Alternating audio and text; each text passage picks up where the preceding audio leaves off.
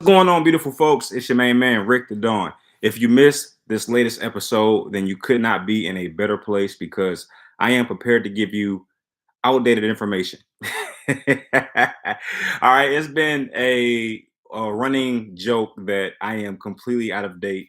I give information and then a lot of feeds absolutely spoil it within moments, within seconds. But if you want old and outdated information, you could not be in a better place. Before we jump into this awesome topic or recap, I should say, I would like to say that this episode is brought to you by Wordy. That is my social media site. I am going in the opposite direction. Let's face it, I cannot compete with Facebook. That is $1 million website. However, I can use my God-given ideas and concepts to try to give them a run for the money. And that's what Wordy is. We're not trying to overload you with sensory overload and throwing tons of things at your eyes and trying to, brainwash you, if you want to call it that, more or less.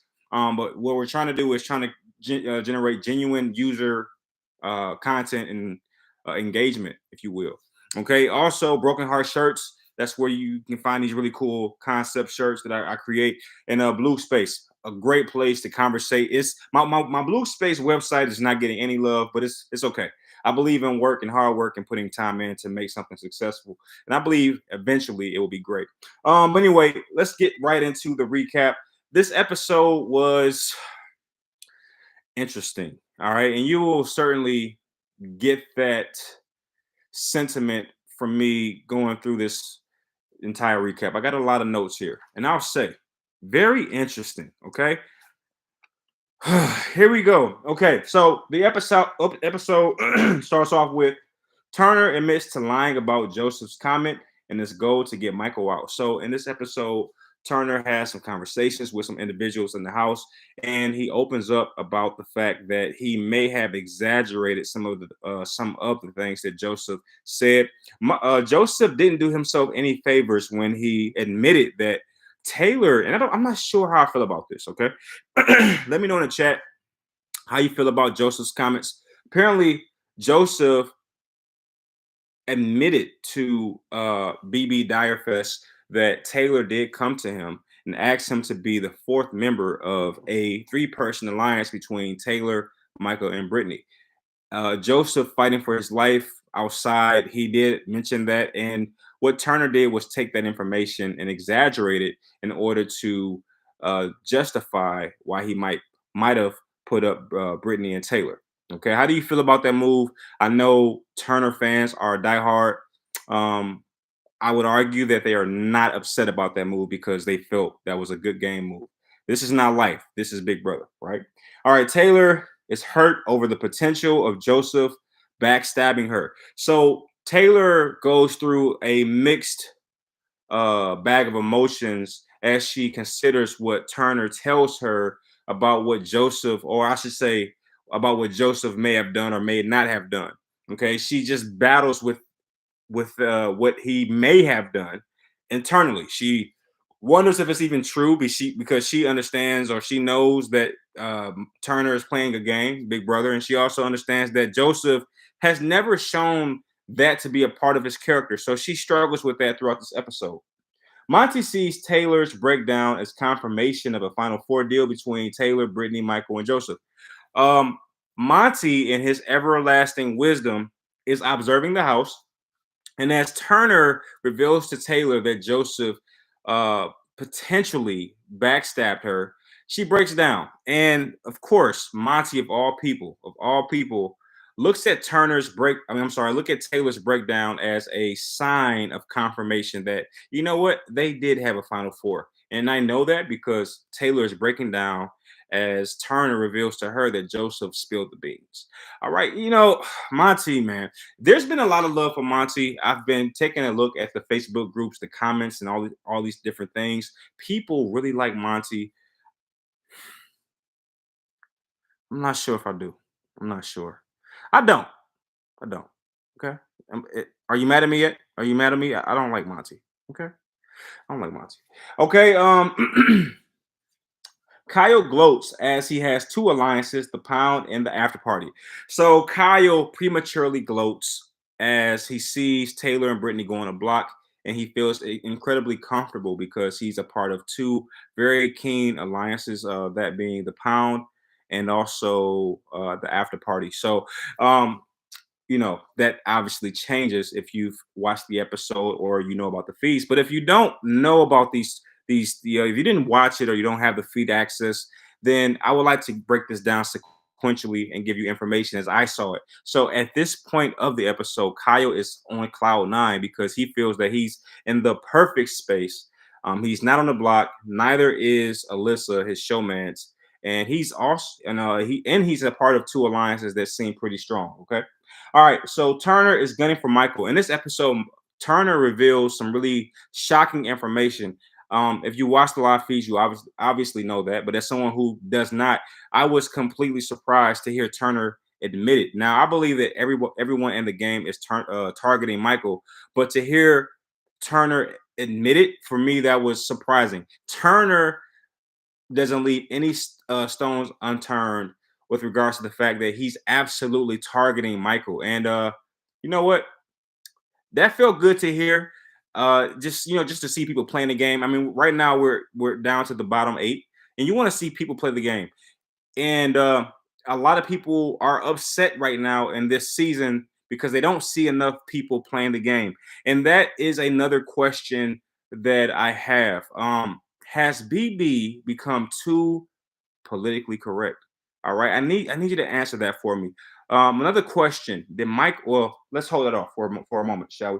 All right, Taylor isn't buying Turner's story about Joseph. So as Taylor separates herself and gets some reflection going on about what Turner told her about Joseph, she starts to realize that she knows Joseph better than just about anyone. And Joseph never gave her any inclination that he would backstab her or, reveal her game to save himself. She just realizes that maybe Turner is playing the game and that, something is up. Okay. Turner apologizes to Michael for putting up his friends. He is trying to establish insurance, but Michael is a chess player and sees it coming. No, now once Turner puts up Brittany and Taylor, Turner realizes that he needs to do some damage control. He realizes that if you're going to take a shot at Michael, you better be careful. You don't want to take a shot at Michael until he's actually on his way out the door. You don't want to take a shot at a Michael caliber player while he's in the house. That's just not a smart move. And Turner is smart enough to realize that. So what he does is he has a conversation or conference, if you can call it that, with Michael, and he basically apologizes. He humbles himself and says, "Hey, look, I didn't mean anything by it. It's all good." But of course, being the super and magnificent player that Michael is, he sees straight through everything that Turner is trying to pass by. Michael is almost like us. He can see things that we see. And it's basically muscle memory from watching the game year after year after year. So when he hears things, certain cues go off in Michael's head. I'm assuming I'm posturing here. I'm not saying I know this to be a fact, but I would argue that he has these cues going off that alert him of suspicious gameplay. All right. Um, then we move forward to Kyle revealing to Alyssa. Wait. It says Kyle reveals that Alyssa. No, okay, now I'm following. All right, so Kyle eventually reveals that Alyssa knows everything, and he reveals this information to Monty. Now, this was probably where things start to crumble for Kyle's game because in a moment of confidence, in a moment of cockiness, he makes the wrong gameplay move, in my opinion, and he reveals to Monty that, hey, I revealed some things outside in BB Fest to Alyssa. And I'm assuming that when he tells Monty that he thinks automatically that Monty will go along with the process. Like, hey, me and Monty are cool. We're seeing eye to eye. I can tell him anything.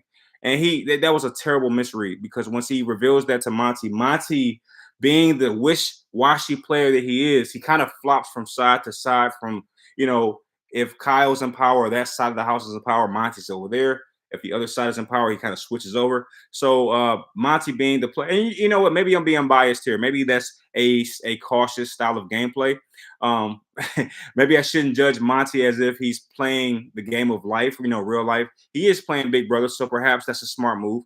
But being the player that Monty is, soon as he hears that Kyle divulged some information that was supposed to be kept secret, he immediately gets red flags and he realizes that maybe trusting Kyle long term is not a good move. So, in my opinion, this is where things start to fall down for Kyle. Okay. All right. Monty is nervous about shadiness of Kyle. All right.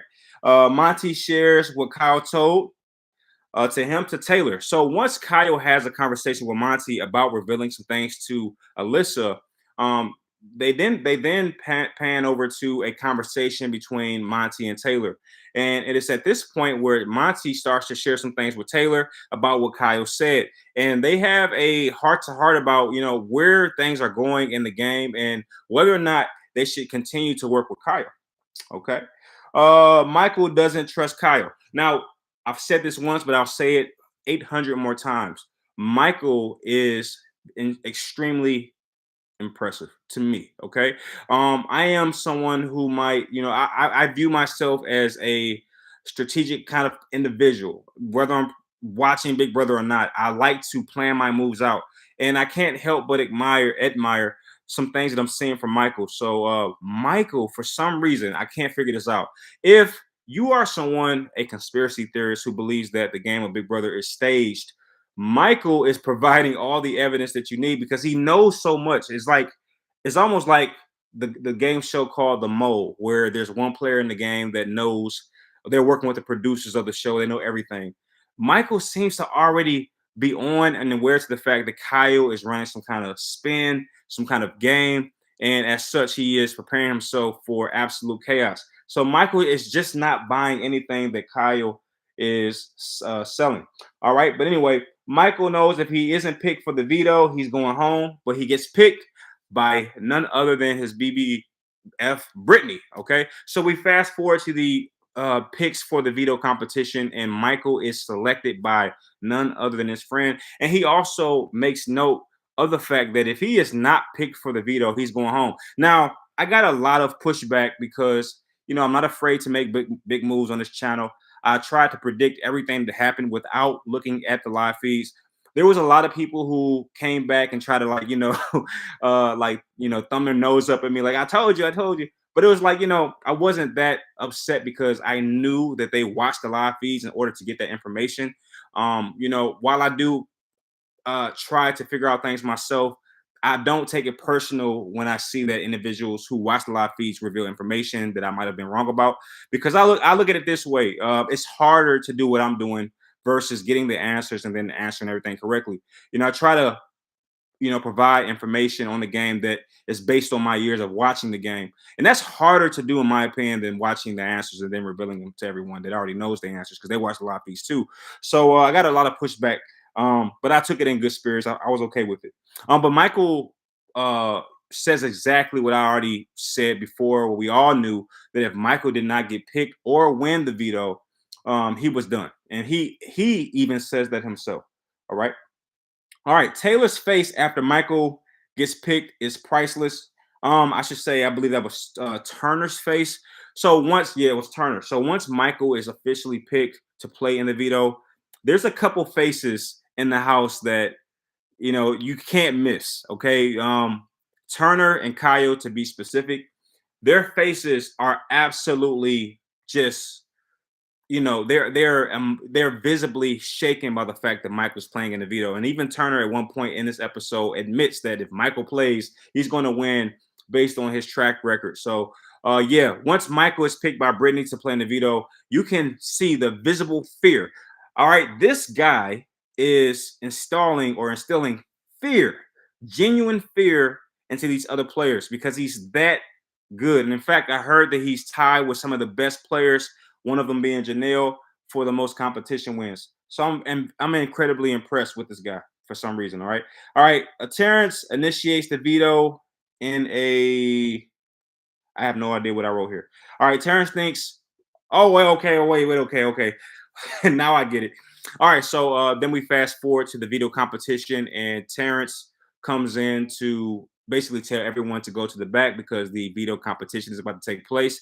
And for those who care, he's wearing a tux and he looks absolutely hilarious. Okay, that's just my bias. Okay, I looked at the tux that Terrence was wearing and I just immediately just chuckled inside like this guy looks. Terrence is just a funny person to me. He reminds me of my father, just completely clueless about a lot of things. And he's wearing a tux in the most funniest fashion possible. And there you have it.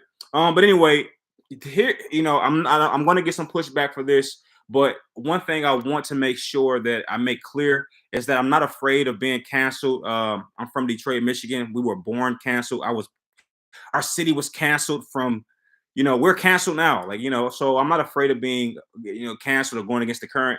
I was a little disappointed with Big Brother this episode because, some things that I thought should not have been presented was okay. I thought, or at least I like to think that Big Brother is a family show, and in which that I can watch it with my kids and my children and things of that nature.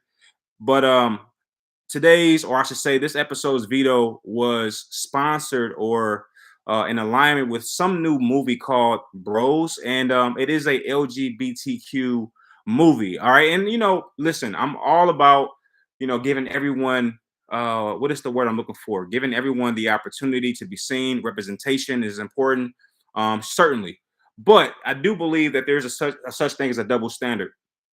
In this particular portion of the show, they show some scenes from the movie, and some of the things that they show are wildly inappropriate, in my opinion. But I will say that Big Brother does air at 8 p.m., and maybe I'm just giving them the shadow of a doubt. Perhaps they're trying to, or at least they're thinking that most children are asleep by that point. But they show some very questionable scenes that I think that were shown in bad taste. You see two men kissing each other, and they show the movie poster in which two men have their hands on each other's behind. And I have a son, and I didn't appreciate that. I didn't appreciate that. I thought that was wildly inappropriate.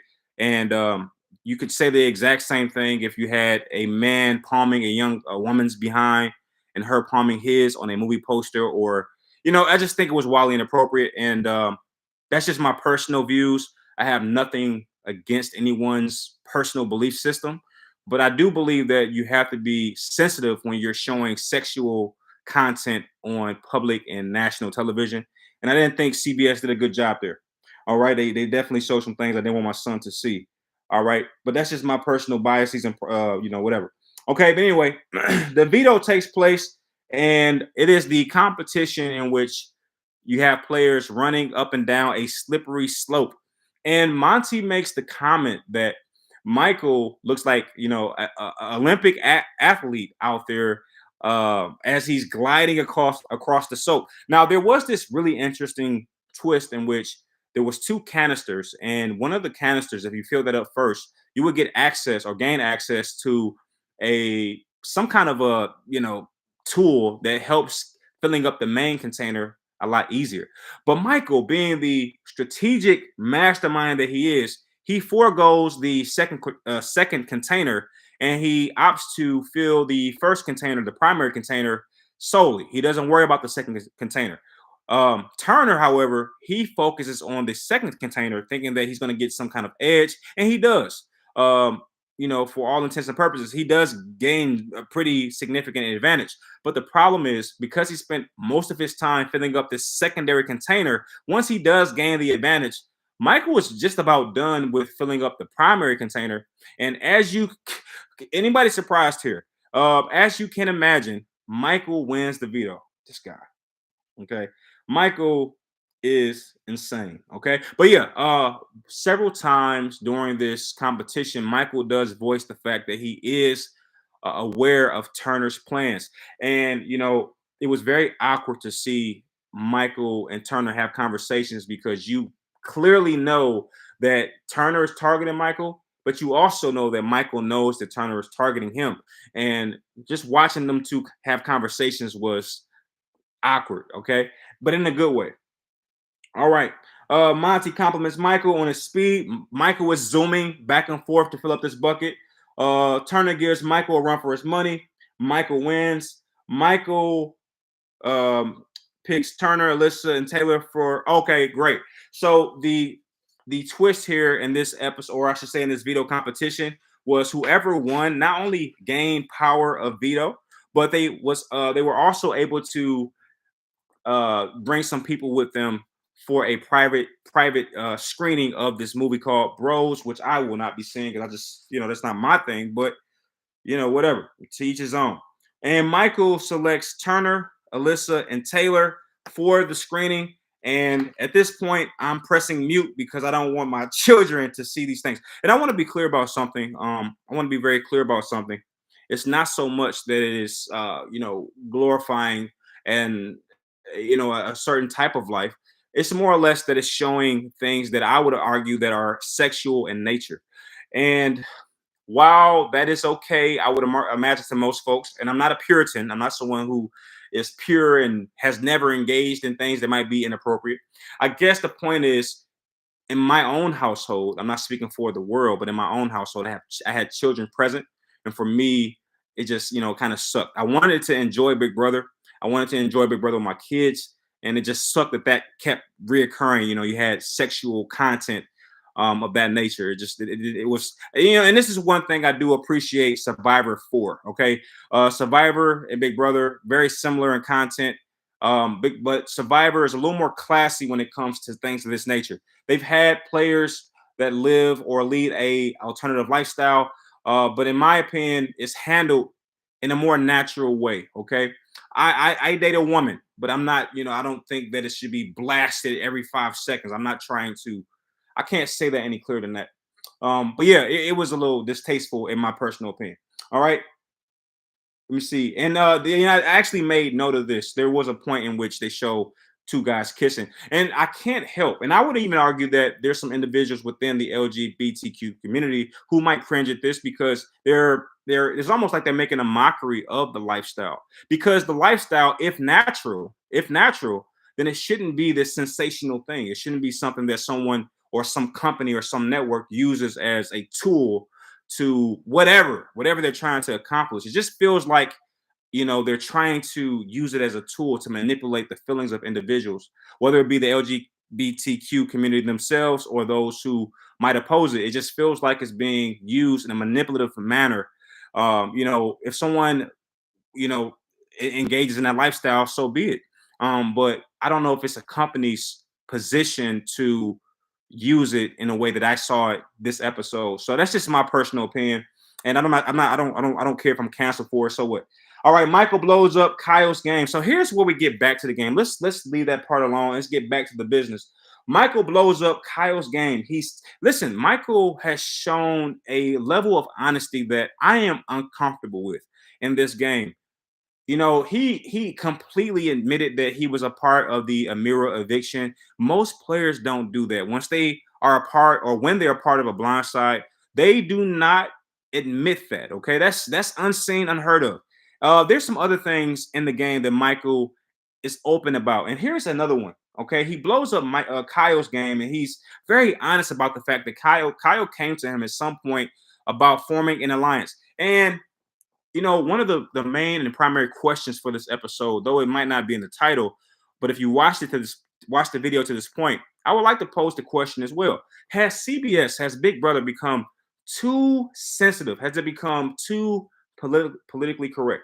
I say that because one thing that Michael does, and I'm really interested, if you don't mind commenting, I'm really interested to know how you feel about Michael using Kyle's statements and manipulating them in a way that could be seen as irresponsible. Okay, so Michael brings up the fact that Kyle did come to him about the potential of a Cookout 2.0, in which players like Terrence, Joseph, Taylor, and Monty might form some sort of alliance. And as such, Kyle sees the opportunity to align himself with white players for all intents and purposes. But what Michael does, and I would like to know how you feel about it. What Michael does is he goes to various players in the game, that being Monty, Turner, and he says, "Hey, Kyle attempted to create a all-white alliance." Now, what I found to be interesting about this dynamic is that I don't remember Kyle distinctively saying, "Let's create a white alliance." That's number one. Okay, so in that respect, I believe that Michael, though he certainly is getting the hero edit, he's getting a edit which a hero might deserve. He's getting that type of edit from the CBS cast. Um, though he is getting that, I would argue that that was highly disrespectful to Kyle. Okay, and let me elaborate here before I get stoned here because I know I'm definitely walking in murky water. But that type of tag, the racism or the racist tag, is a heavy tag to carry, and only the biggest and baddest out there can carry it, without falling over. But Kyle, I'm not sure that he has the shoulders to carry such a heavy badge, the racist badge. And you can't tell me that Michael was not aware of what he was doing. So my question to you: did Michael reveal that Kyle made up this whole alliance concept out of caring? Because what the show does, the edit does, it makes it feel as if Michael was coming to people because he's hurt. He doesn't want to join this cause because it would hurt another group of people. That's how the edit presents it. But being a chess player, one, two, being a Big Brother fan for a long time, I see more than that. I see someone who is desperate. He realizes that the game has in some way become imbalanced, not in his favor. And what he does is he sees a glimmer of hope in which he can turn something on its head to create chaos. And Michael has already pointed out several times that chaos is his best friend because if everyone's fighting amongst each other, then certainly he can sneak out the back door into the final three, final two, or what have you. So the question becomes, was Michael revealing Kyle's statements? Because he never said White Alliance. Okay. He never said White Alliance. He just said, this person. And yes, I'm not an idiot. I realize that the overarching concept is a White Alliance. I'm not an idiot. I get that.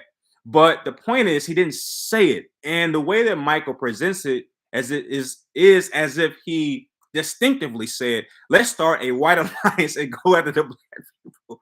All right. So was it irresponsible for Michael to present that way? Was it irresponsible to forget that this man has to leave this house eventually and live in the real world? And certainly, Kyle's response to hearing that Michael had spread this particular sentiment around the house breaks him in pieces. Now, this show did not show that, in great detail. The live feeds and my spoiler friends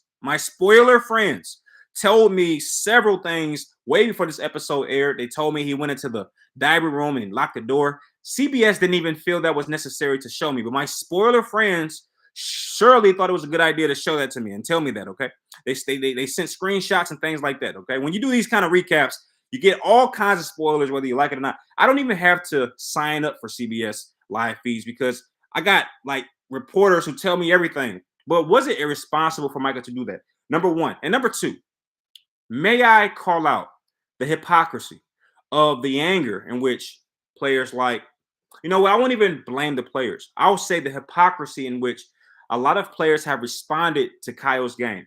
Look, listen, folks. Look, let's get something very clear. You can't, man, I feel like I want to be careful here because I want to be respectful, right? But you can't get mad at a player for trying to align himself with people for any reason in a strategic game. If Kyle wants to start a White Alliance, that's okay. And here's why it's okay. You know why it's okay for Kyle to have wanted a White Alliance? Because this guy right here was okay when Tiffany and Xavier wanted to start a Black Alliance. I loved it. So you can't love one thing and then hate that it's the exact same thing. All right, just because it goes against what you want to see happen on television. And I thought that it was irresponsible of Michael to do what he did in order to win a game. Okay, yes, $750,000 is a lot of money. And maybe I would kick an old lady in the leg or the shin to get it. Maybe. All right, no confirmation on that. Maybe I would kick an old lady in the leg just to get that $750,000. Maybe, but that's not a promise. But what I can't help but wonder, or at least feel bad about, is the fact that Michael saw that money or sees that money, and he is completely ignoring the fact that his statements and his gameplay could endanger another player. Okay, his occupation, all right, his social standing. At what point, and the ironic twist of all of this is they're using this narrative to say Kyle, he crossed the line, and trying to get rid of the black players, he's crossing a line. But at what point are you crossing the line by using that his very, at what point are you crossing the line and taking something that he said and creating your own spin on it? Okay, I mean, at what point is that not crossing the line? Okay, I need help on that. I need help on that, because I told you, I said this a lot of times. A lot of people watch some of my videos, but they don't watch them all the way through. So they tell me things I've already said. I've said this from the beginning. I'm an unbiased individual when it comes to this game. And if I saw that in reverse, in which a white player or what have you got mad at a black group of individuals trying to form an alliance, I'd be upset about that. Like, wait a minute, this is a strategic game. Look, while the optics don't look great with a cast of black players aligning themselves, the optics don't look great. It's strategy, okay?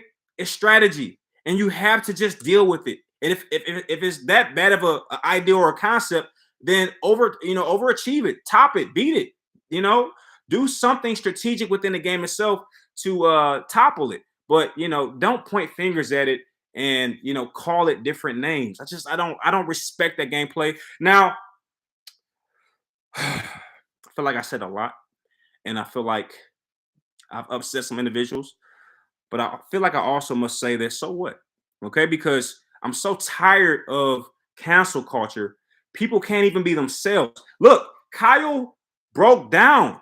Okay, if you watch this episode, you see him just turn into a freaking turtle and hide in a shell because something that he said was taken out of context.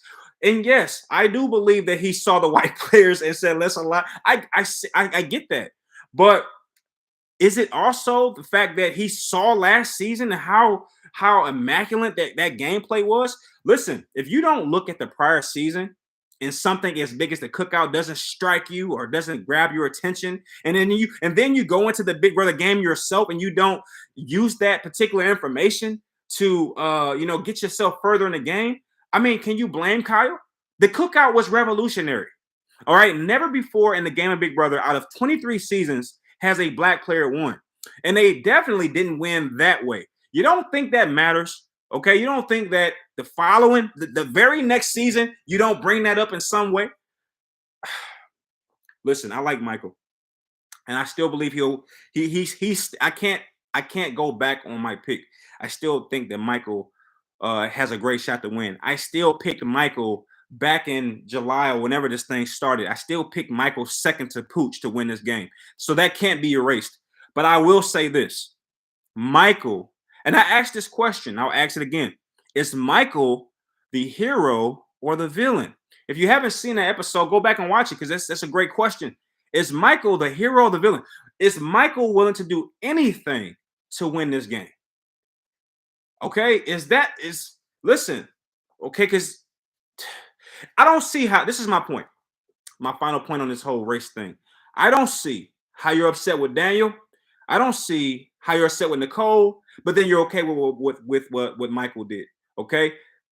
Listen, if Kyle distinctively states that I want a white alliance, if he says that distinctively, I still think it's okay. Because I heard Big D and Tiffany say they wanted a black alliance. And you know what I was? I was okay with that. So even if Kyle said the actual terms, and he did not, at least to my knowledge, if he said the actual terms of I want a white alliance, I still would have been okay with it. You want to know why? Because that's called strategy. Look, I'm over it, man. If you can't tell, I was a little upset with that move, because I'm gonna be honest with you here, and this is not gonna be a popular statement. I'm a little upset with the double standards we have. I'm a little upset with the oversensitivity within America. Look, I don't, and I argue with some Caucasian young lady about this. I don't carry the victim mindset. Look, I understand my ancestors went through some difficult things. I understand slavery happened. I understand all this stuff, but I'm not carrying that throughout my entire life. Look, if you're here to watch a black player cry about what Kyle said about a white alliance and all that, you're in the wrong place. I don't carry a victim mindset. I just don't. Whatever happened in slavery, it is what it is. Okay, and you know what? I didn't pick this color. Okay, God gave it to me, so therefore I want to apologize for it. But certainly, I won't look in the past and say, you know what, I'm going to carry this baggage of slavery around on my shoulder and slow me down. I'm going to toss this bag. It already happened. You can't put spilled milk back in the glass. I'm going to run at full speed to take over and dominate. If only we had more individuals with that mindset, which is the opposite of a victim mindset, we'll be better as a country. But you know, that's a different topic. All right, back to the game, man. I completely got off topic. That just really disgusted me a little bit. It actually disgusted me. I don't know if you can tell, but I was visibly upset with with Kyle being demonized. You don't put that tag. Listen, you don't put the racist tag on an individual unless they want it. You want to know something? Racists of the past, they wore that racist badge with honor. Okay, they were not. They didn't hide it. So you don't put that badge on somebody who's not owning it. That's not fair, in my opinion. You don't do that. You know, racists own it. They proclaim it. They say, you know, I don't like black. You know, they say it. You don't have. They fly the Confederate flag. They're open about it. You know, and the ones that are in the middle, they say, hey, I'm not racist. I just don't want to be mingling. You know, they say things that provide confirmation. You don't call a young man racist and then watch him curl up in a ball and continue the narrative. Apparently he isn't. Okay. Does he have some some stuff that we all do? Does he have some biases towards white people? Yeah, he's white. You think he doesn't prefer white over any other race? I mean, I'm black. You don't think I want black presidents and black politicians? Yeah, I prefer that. That's my own bias because of my own skin color. I mean, at some point we have to just realize that people want their skin jersey to win. I'm not sure why that's so confusing and what's so difficult. I'm not getting it. I just thought it was unfair. Obviously. All right. So anyway, I don't even know where I'm at with my notes. That just pissed me off a little bit. All right. Okay, where am I here? All right, Michael and Brittany talk with Alyssa. Oh my gosh, and it only gets worse. It only gets worse. So Michael has a conversation with Alyssa. You can't tell me this is not manipulation. You just couldn't tell me that.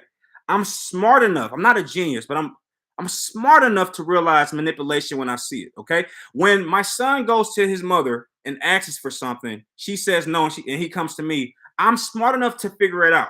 Okay. So Michael, in this very particular moment, in this time in the game in which, you know, some things have been revealed, he's starting to get suspicious about some things that Kyle did. Him and Brittany decide to have a conversation with Alyssa, and they tell Alyssa everything. And unfortunately, because I'm gonna say something that's unpopular, but I don't care. But because white people are in the freaking corner in this country at this point, okay? All right. And I voted for Biden. Let's be clear. I'm not like I'm not that person. The point is, because Alyssa is freaking in the corner and she realizes the ramifications of being attached to a racist, which Kyle is not. I know racist. Kyle is not a racist. Could he be does he prefer white? Okay. I prefer black. Does that make me a racist? If so, so be it. Okay, the point is, because Alyssa smells the smoke, when Michael and Brittany come to Alyssa, she feels as if she just has to deny Kyle. Like, really? He said that? And I was upset when I see that Alyssa is pressured into basically denouncing Kyle as a friend, a lover. You know, that's what it came across as. So yeah, she pretty much, in my opinion, kind of throws Kyle under a friendly bus. If you can even conceptualize that concept, you know, she throws him under a friendly bus. Like, I don't hang with him. It's what it felt like. Now she didn't say that specifically, but that is the way that I perceived it. It's like, I want to be on the next thing smoking away from this guy because his game is about to go under the water. All right. Ridiculous. But and then it goes further. And CBS, let me tell you something.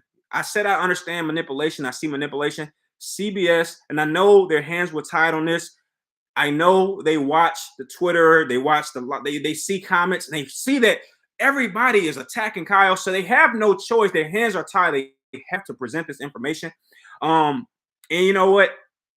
Maybe they should have. I get it. Okay. But man, I just hate to see a young man, be ostracized nationally over something he has not admitted yet. Okay.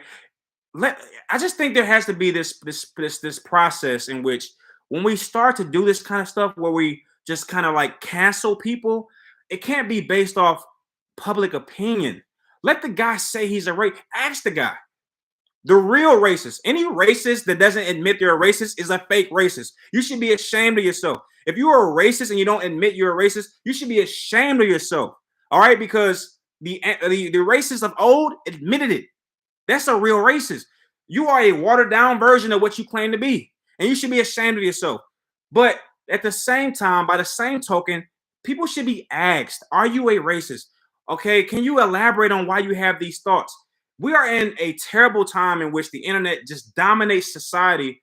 And because you got 300 people, we're not talking about millions, you're not talking about hundreds of millions, because you got 300 people who have an index finger who can press a like on a button or type some stuff on a freaking keyboard and say they hate somebody. Now the whole world feels like they have to follow suit. And then somebody like me sees that and says, that's manipulation at its finest. I will not go along.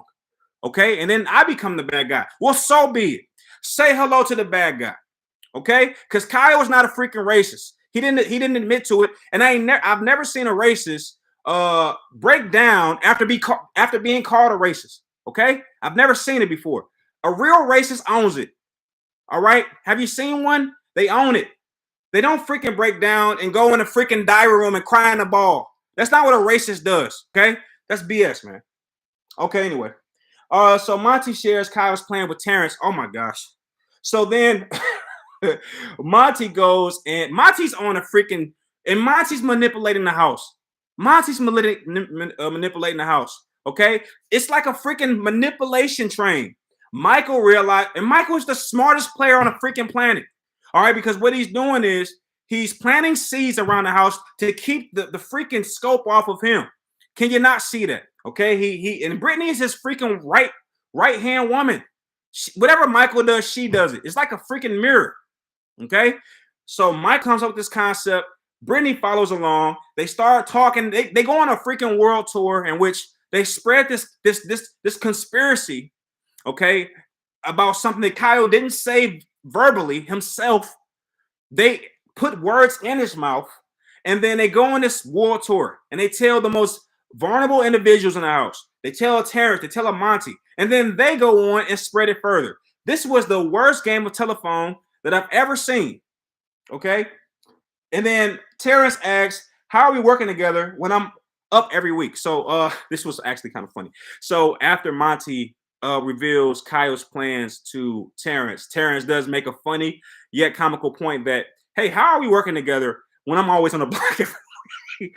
It was hard not to laugh when Terrence is the funniest. Like, he just doesn't, he's just hilarious to me. Okay. He reminds me of my father. But yeah, how is he on the block? I mean, how are we working together in the Cookout 2.0 when I'm always on the block? Hilarious. Now, let me ask you a question.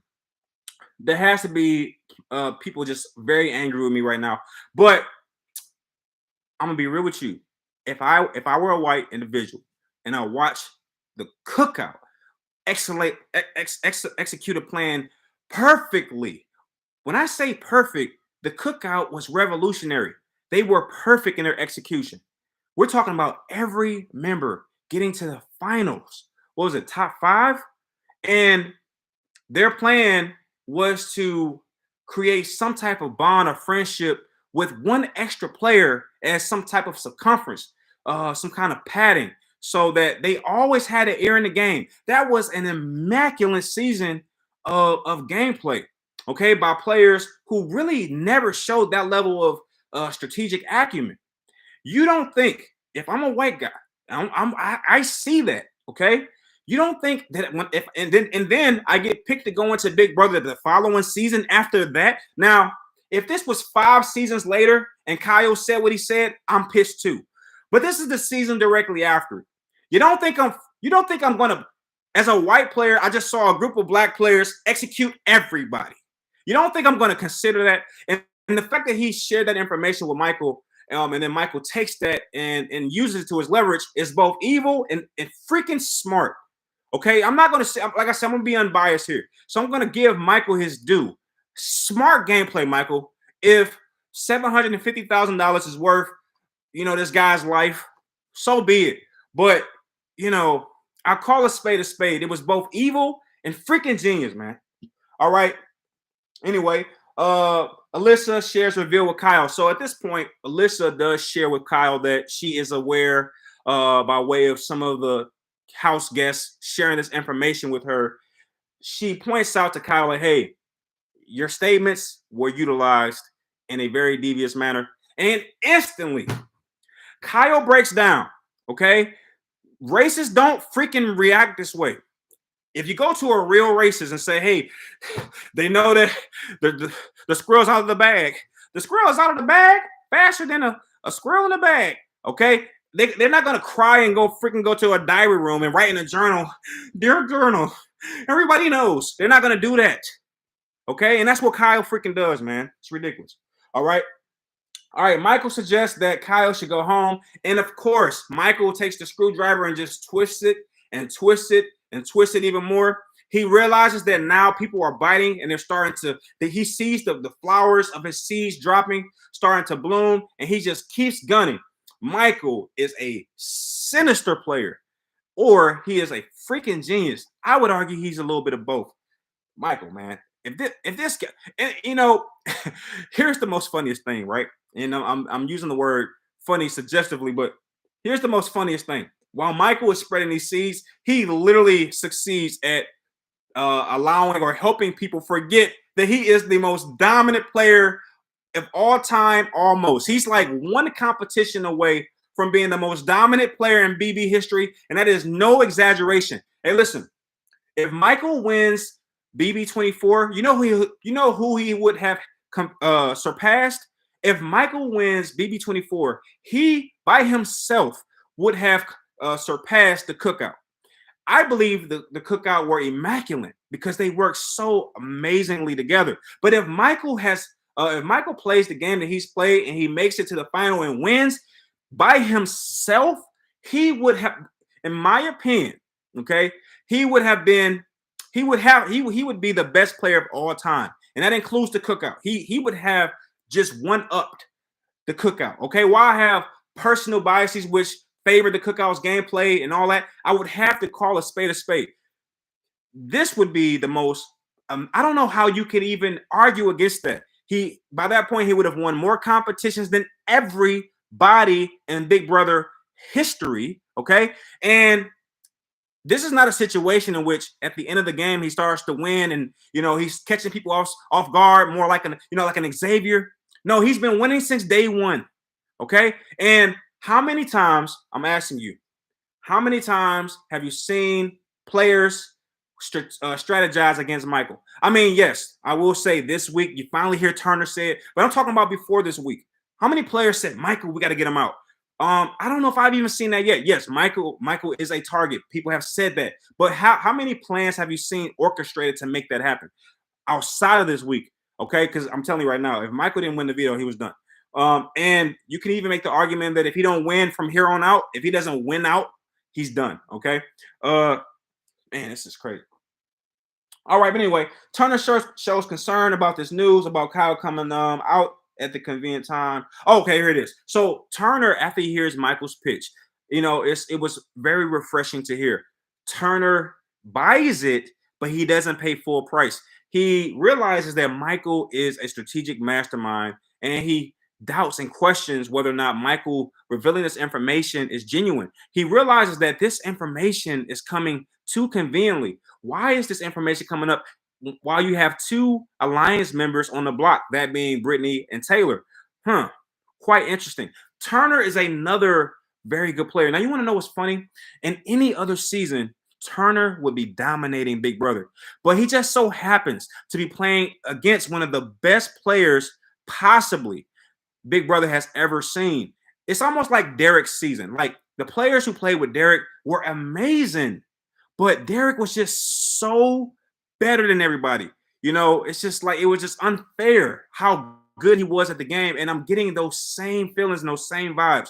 Turner is amazing, but he just so happens to be playing the game with one of the best players of all time, and that being Michael. Okay.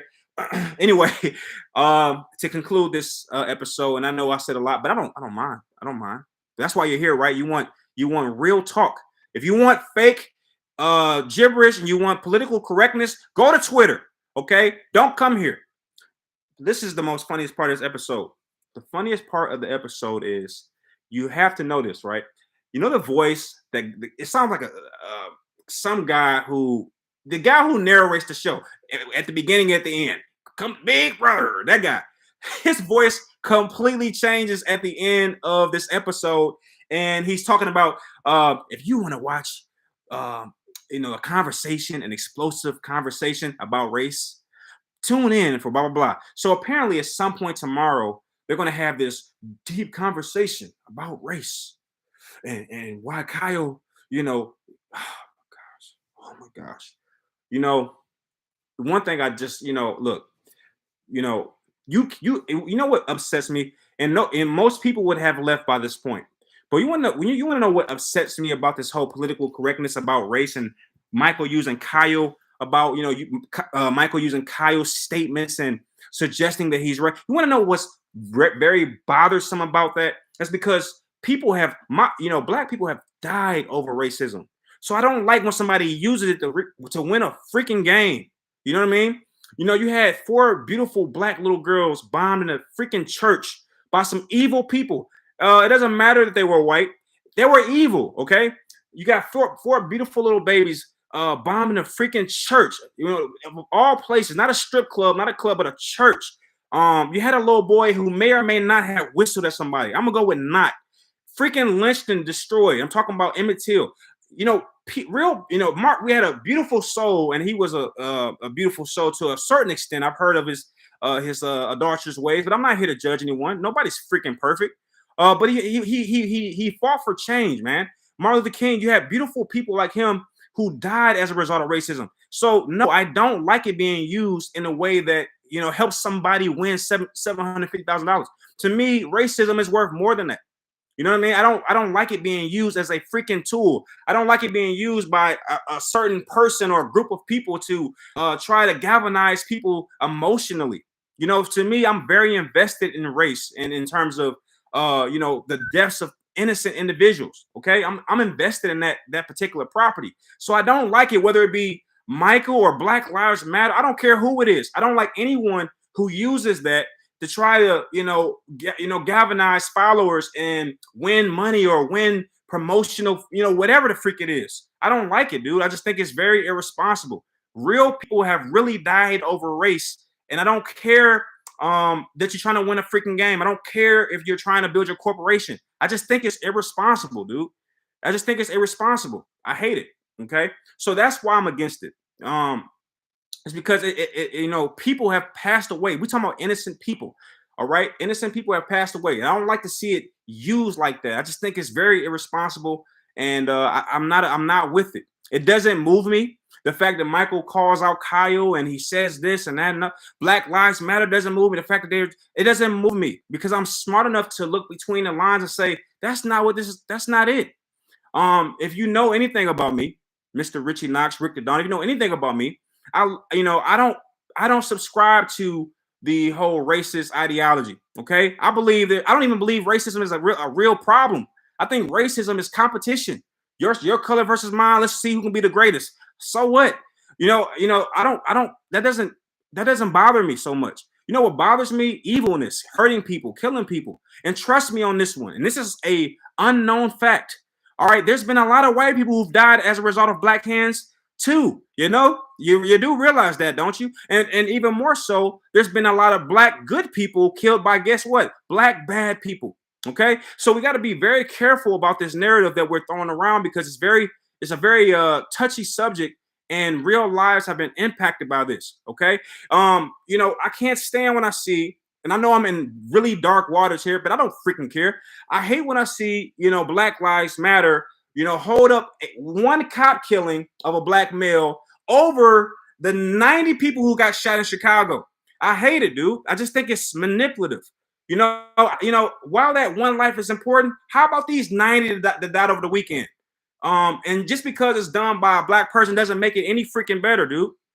I hate that crap, man. It just drives me freaking insane. It's just like, so when I saw that via Michael's gameplay, it irked me. It touched on a sensitive space in my mind and my heart. And I couldn't give out this freaking recap without, I couldn't read this recap and then just ignore that part that just bothered me. But anyway, pissed off about that.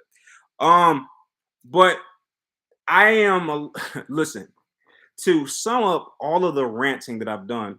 CBS, I'm starting to wonder whether or not they are part of the problem. Okay, Big Brother, I would probably never not watch this show, but if there were ever a possibility of such happening, this episode would have been the very first step to that happening. Okay, I don't think it would ever happen. I love this show. I watch it for various reasons, but man, the political correctness that I'm seeing, and I know they have a lot of pressure on them. A lot of people are putting pressure on them, and they are a multi-million-dollar company. You can't see the reason I can talk this way is because I'm not a billionaire franchise, and so I have the freedom to say these things, but is there a such thing as freedom of speech? Did we forget that? Like, is that not a thing anymore? Is like freedom of speech, is that a foregone concept? It just drives me insane how people are so moved by language and verbiage, verbal semantics. You can say what you freaking want to say, dude. You can say what you want to say, and that ought to be okay. It's insane, the double standards that we have going on. Okay, but anyway, I'm gonna do one more episode. I feel like I didn't expect this episode to go this long, but I can feel that people want to hear this. They might even need to hear it. So I felt like just going with it. Forget the freaking time limits and all. I don't care about any of that stuff. And I have another episode I want to do in which I want to talk more about the game. But I'm not. I'm like emotionally in a different space right now where I'm just like I want to go to freaking bed. I'm so angry about it. But I'm gonna take maybe 10 to 15 minutes and galvanize myself and bring myself to do this next episode. But I'm visibly ticked off by that. I don't like that. Okay, and I just think that I don't like manipulation in any context or any frame of any way. I don't like it. All right, but anyway, we got a lot of comments over here. I'm afraid to read them. I feel like at this point I've said a lot of things that are not popular. So I feel like if I read these things, I'll be here for another 30 minutes. So I'll read them in private. I'm not going to read them right now live. I'll read them in private, and I'll deal with the negativity or the positivity in my own time, in my own way, in my own space. And as such, I am going to prepare, and I will come back and do my next episode because I feel like I owe the people who came to see those 2 episodes. I feel like I owe that to you, and I'm going to get it to you. All right. But anyway, thank you for listening. Thank you for having an open mind. Thank you for respecting my freedom of speech. Thank you for liking the video. Thank you for checking out my businesses. Thank you for just giving me the space to vent. All right. That's why I do live streams. I don't do pre-recorded because I feel like, I'm here. We're in the same space in real time. And I think that's very powerful. All right. We can feed off each other's energy. And I think that's very necessary. So I appreciate you for being here. And I will be back in about 15 minutes after I, kind of calm down a little bit. And I'll talk about what we may see tomorrow. Okay. All right. Thank you, folks. I'll see you in a moment.